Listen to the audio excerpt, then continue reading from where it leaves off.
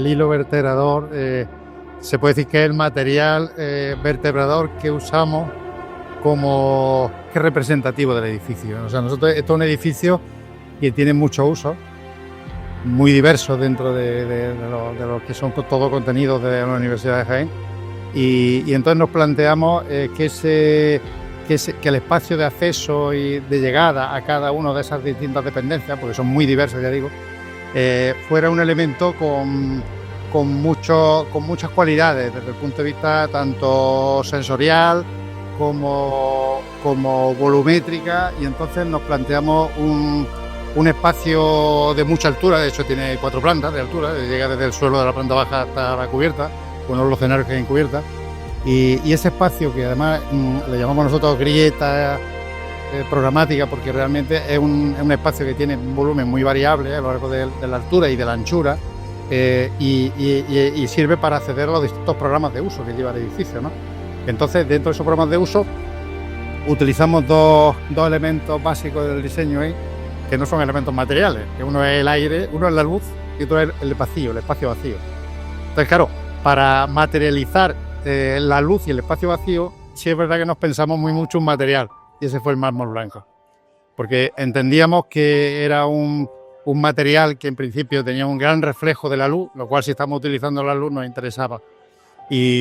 Y por otra parte, todo el conjunto de ese espacio vacío está revestido por él por esa misma razón. El material que realmente utiliza, digamos, ese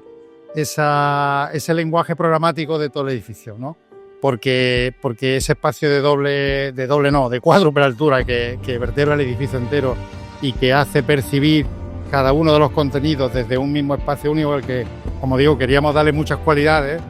pues, y que dentro de esas cualidades introducíamos como elementos fundamentales cosas que no son materiales, que uno es los espacios vacíos que creamos y otro es la luz, porque son espacios muy luminosos, no necesitan prácticamente luz artificial. Y entonces, como material, digamos, de revestimiento, tanto de los elementos vacíos como del tránsito, utilizamos el mármol blanco. El mármol blanco se extiende a lo largo del edificio como una lava de un volcán que se extiende a los distintos puntos, se extiende hacia los distintos usos que tiene el edificio. Por eso resulta muy representativo y muy fundamental como material. En temas de eficiencia energética, los arquitectos tenemos varios recursos. Desde mi punto de vista, uno de ellos son recursos, digamos, medidas activas, y otros son medidas pasivas, ¿no? Las medidas pasivas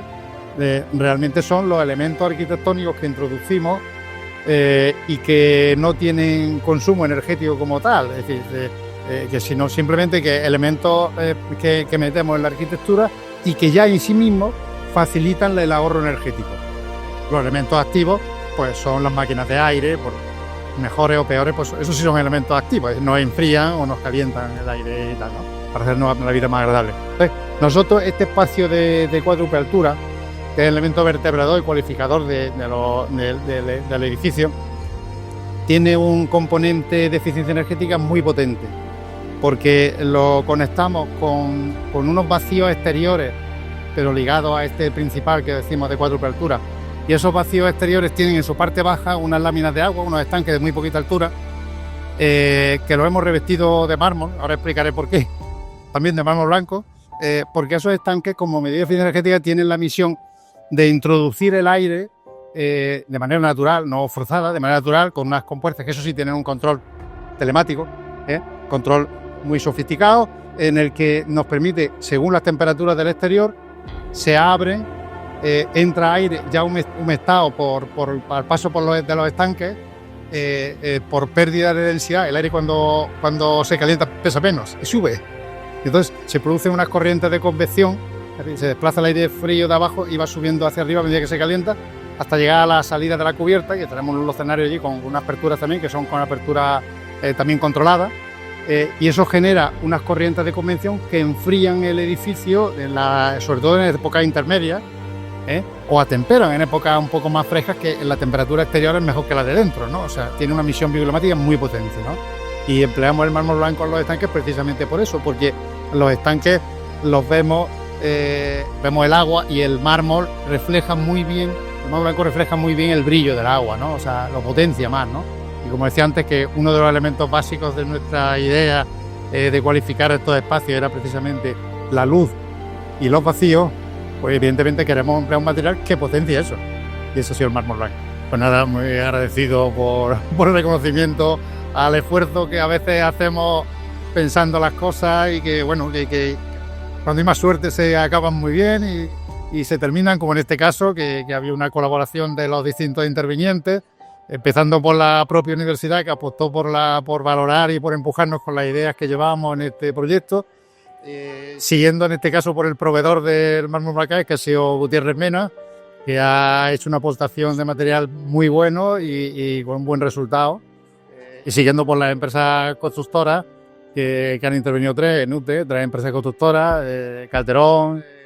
que se llama Pinus, y Solar Kinesis, que cada una haya aportado su conocimiento sobre el tema y su buen hacer, y el buen hacer ha dado un buen resultado. O sea que yo creo que son tres cosas necesarias para que las cosas salgan bien.